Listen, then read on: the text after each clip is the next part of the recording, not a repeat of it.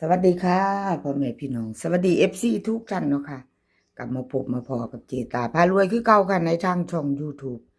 คลิปนี้เจตาจะวางแนวทางของรัฐบาลไทยเด้อค่ะพี่น้องเป็นมื้อนี้เนาะค่ะรัฐบาลไทยออกบ่าย4 โมง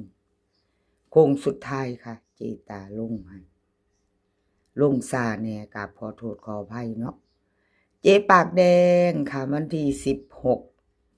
พฤษภาที่ผ่านมาลดไปค่ะพี่น้องชัดเจนบ่มีกัก387 3ตัวบนรัฐบาลไทยที่ออกไป08ล่างค่ะพี่น้องของเจปากแดงลดไปเนาะค่ะขอโทษขออภัย FC ของเพิ่นมาตามใหม่ไปต่อมื้อแรงบ่าย4 โมงค่ะรัฐบาลไทยของเจปากแดงคลิปนี้จะมีอยู่7เสี้ยนดังเด้อค่ะพี่น้องโค้งสุดท้ายจะมีเจ๊ปากแดงตาบรรทัดเจตาพารวยเลขล็อกหนองบัวชอชัยชาญล็อกเทียนทะเลเลขลับน้ำสมเจตาอ่านซื้อแล้วค่ะรัฐบาลไทยเนาะจิตเสี้ยนดังชอบของผู้ใดจะตามของผู้ใดก็เตรียมแคปหน้าจอแล้วก็มาฟังเบิ่งพิจารณาแนวทางใหม่ของแต่ละเสี้ยนเนาะพี่น้องรัฐบาลไทยเป็นของมื้อนี้ค่ะเจ๊ปากแดงค่ะวันที่1มื้อนี้1 มิถุนาเจ๊ปากแดงให้มาวิ่ง8กับ5ค่ะ2ตัว4หาง8586 85 28 38 3ตัวค่ะ528 538วิ่งเด่นทอกันค่ะ8กับ5 2ตัวเพิ่นเน้นให้85กับ38ค่ะเจ๊ปากแดง3ตัว538ค่ะใครจะตามต่อแคปหน้าจอค่ะกับเจ๊ปากแดงใครจะไปต่อกับเพิ่นแคปหน้าจอแคปหน้าจอเราไปต่อเนาะกราบขอบคุณเจ๊ปากแดงหลายๆเด้อค่ะเจ๊ปากแดงผู้เพิ่นให้แนวทางมาวางทางช่องของเจตาด้วยดีเสมอมาเนาะค่ะกราบขอบคุณหลายๆเลขทุกตัวเอามาวางเพื่อเป็นแนวทางค่ะโปรดใช้วิจารณญาณในการรับชมเป็นอย่างสูงค่ะถูกเป็นเพียงแนวทางเนาะพี่น้องมาเบิ่งประวัติของตาบรรทัดค่ะพี่น้องตาบรรทัดวันที่16พฤษภาคมที่ผ่านมาค่ะ387 3ตัวบนเนาะไทยออก08ล่างของตาบรรทัดเข้าไปวิ่งตัวเดียวเข้าไปอยู่ค่ะ2ตัวมา1ตัวอยู่เนาะเข้าไป7ค่ะตาบรรทัดยังเดินอยู่เด้อค่ะพี่น้องเดินตัววิ่งเป็นจังใดมือแรงใครจะพิจารณาแนวทางใหม่ของตาบรรทัดก็มาค่ะไปต่อกันพิจารณาชอบก็จัดไปเนาะขัดกับพานค่ะมาต่อกันตาบรรทัดมาไปต่อตาบรรทัด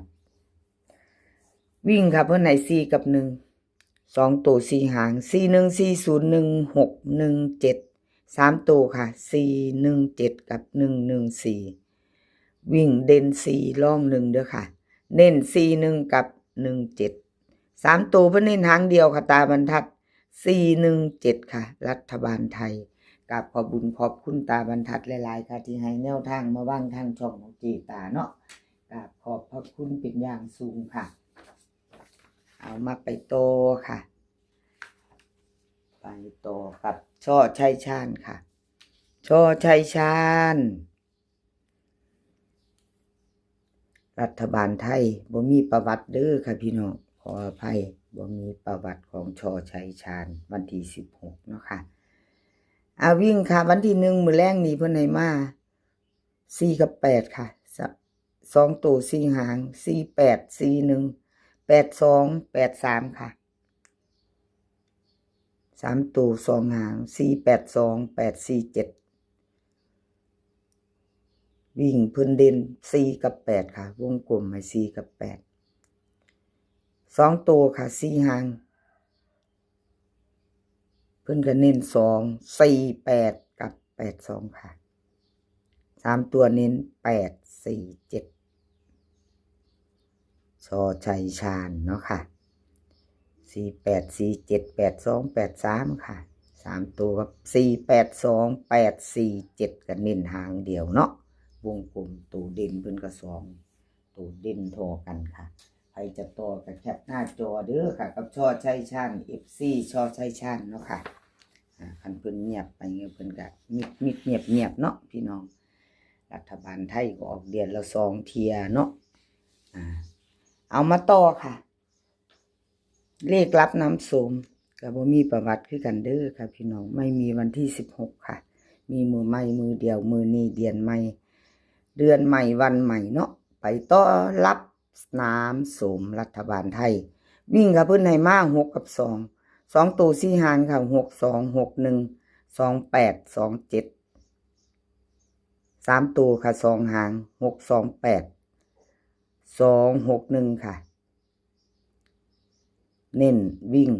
6กับ2เด่นทอกันเน้น2หาง2ตัวเขา62กับ27 3ตัวเพิ่นเน้นหางเดียวค่ะ628เลขรับน้ำส้มกราบขอบบุญขอบคุณเลขรับน้ำส้มหลายๆเด้อค่ะที่ให้แนวทางมาวางทางช่องของเจตากราบขอบพระคุณเป็นอย่างสูงค่ะเอาเฮามาไปโตค่ะไปโตกับล็อกเทียนทะเลค่ะล็อกเทียนทะเลวันที่16ก็บ่มีประวัติเด้อค่ะวันที่1มื้อนี้ไผจะตามต่อกับล็อกเทียนทะเลมาไปน้ำเพิ่นค่ะพิจารณาเอาวิ่งลูดเพิ่นให้มา7กับ2ค่ะ2ตัว4หาง71 72 28 29ค่ะ3ตัว2หาง728 729วิ่งค่ะ7กับ2เด่นทอกันเน้น72กับ29 3ตัวเพิ่นเน้นหางเดียวค่ะ728ล็อกเทียนทะเลไผจะโตกันแคปหน้าจอค่ะแคปไปโตกันกับขอบคุญขอบคุณล็อกเทียนทะเลหลายๆค่ะที่ให้แนวทางมาวางทางช่องของจีตาเนาะกับขอบพระคุณเป็นอย่างสูงขาดบ่ได้ก็คือ FC ค่ะพี่น้องปองไปทุกคนที่เข้ามาให้กำลังใจในช่องน้อยๆของเจตาผ้ารวยเนาะค่ะกราบขอบพระคุณหลายๆค่ะบ่ว่าจะเป็น FC เก่า FC ใหม่เนาะค่ะเอามาต่อรัฐบาลไทยเลขล็อกหนองบัวพี่น้องFC เลขล็อกหนองบัวมาแล้วค่ะผู้เพิ่นท่าผู้เพิ่นรอคอยผู้เป็น FC กันรัฐบาลไทยค่ะวิ่งเพิ่นให้มา2กับ8ค่ะ2ตัว4หาง2526 8382 3ตัวค่ะ283 228ค่ะวิ่งเพิ่น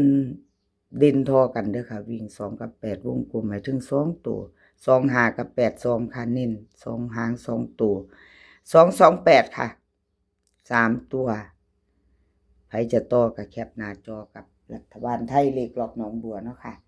ไปต่อกันกับเพิ่นกับแคปหน้าจอไว้ครับพี่น้องมาต่อกับเจตาพารวยพี่น้องเอาคือไปเขียนละของเจตาก็รุดไปแล้วเนาะพี่น้องมัน387เนาะล่างกับ08บ่ได้เขียนนันที่ออกขออภัยหลายๆรุดไปค่ะวันที่16คือของเจตาบ่เดินบ่เข้าพี่น้อง เอาหัวก่อนเจ้าหัวคนเลขเจ้าของบ่เจตาแม่น เจ้านี่ก็บ่แม่นให้เนาะว่าติอันเอาสูตรใดมาอันซอกหาสูตรใดว่าติพี่น้อง FC เพิ่นก็ดีใจดีตัวพี่น้องเพิ่นเพิ่นนั่นคอมเมนต์มาเนาะบางเทื่อเพิ่นก็โทรมาเป็นจังไดเจตา เพิ่นก็เข้าใจอยู่เพิ่นว่าโอ้เป็นเพียงแนวทางเจตาแล้วก็มันอยู่ที่ดวงคนพร้อมว่าซั่นเพิ่นว่าดวงผู้ใดสิได้สิตามบัดเทื่อตามบ่เข้าเนาะพี่น้องบัดเทื่อบ่ตามผัดมาเป็นจังซี่แหม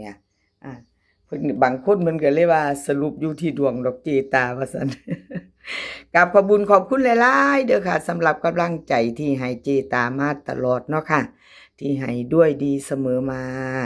บ่ว่าจะเป็นกดหัวใจให้บ่ว่าจะเป็นคอมเมนต์บ่ว่าจะเป็นกดไลค์กดแชร์เนาะค่ะทุกคนพี่น้องปองปายกราบขอบพระคุณเป็นอย่างสูงค่ะ รัฐบาลไทยของเจตามือแรงบ่าย4 โมงค่ะพี่น้องของเจตาพารวยวิ่งเจให้4ค่ะให้4ตัวเดียว2ตัว3หางค่ะ4 2 4 7 4 6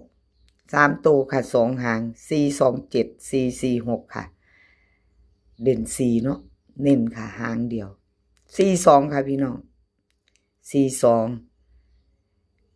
3ตัว4 2 4รัฐบาลไทยเจตาพารวยไผจะตามต่อไผจะเอาไปพิจารณามื้อแรงบ่าย4 โมงรัฐบาลไทยก็แคปหน้าจอไว้เด้อค่ะพี่น้องไม่มีอะไรแน่นอนสำหรับแนวทางเนาะค่ะอะไรก็เกิดขึ้นได้เนาะ3ตัวเจตาก็เคยเข้าอยู่เนาะพี่น้อง แต่มันโดนแล้วเด้เจมาติ เจ้าหลุดไปดูไลน์ FC เจ้าก็หายไปหมดตัวว่าติ บ่ได้ว่ากันพี่น้องเอาที่เฮาชอบเนาะค่ะกราบขอบคุญขอบคุณที่เขามาให้กำลังแรงใจชอบก็จัดขัดก็ผ่านเนาะค่ะกราบขอบพระคุณเป็นอย่างสูง FC ใหม่ถ้าชอบแนวทางเดียวกันเพิ่งเขาไม่เห็นเป็นเที่ยแรกเนาะยังบ่ทันกดติดตามก็กดติดตามเขาไว้เด้อค่ะกดเข้าไว้ติดตามแล้วก็อย่าลืมกดกระดิ่งแจ้งเตือนค่ะจะได้บ่พลาดคลิปใหม่ๆของเจตาพารวยเนาะคลิปนี้ขอให้พี่น้องโชคดีบ่าย4 โมงเด้อค่ะกับรัฐบาลไทยให้โชคดีกันทุกคนค่ะรัฐบาลไทยมื้อนี้ขอให้มีความสุขขอสุขภาพร่างกายแข็งแรงกันทุกคน